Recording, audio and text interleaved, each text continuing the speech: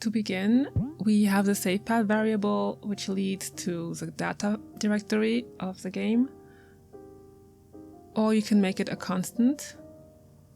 We have the constant Godot folder, which leads to the app user data, and we have the constant file path, which is how I save my saves.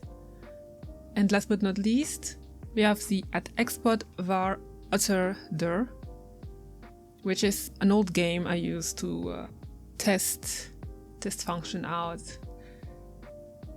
I made it into an export so that I could try it out with different games. And for this example, I used template project, and I made sure to use the correct file path. Since it's the same name, it's fine. In the ready, I do load from game, the load from game function. And the load from game function, the most important part is the for I in range loop.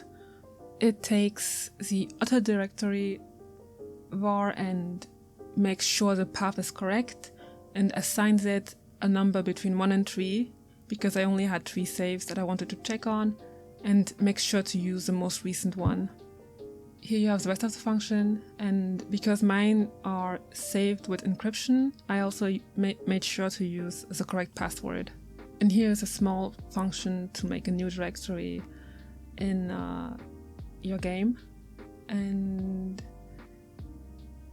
how I set up my variables for this little test project. And it works. Thank you for watching.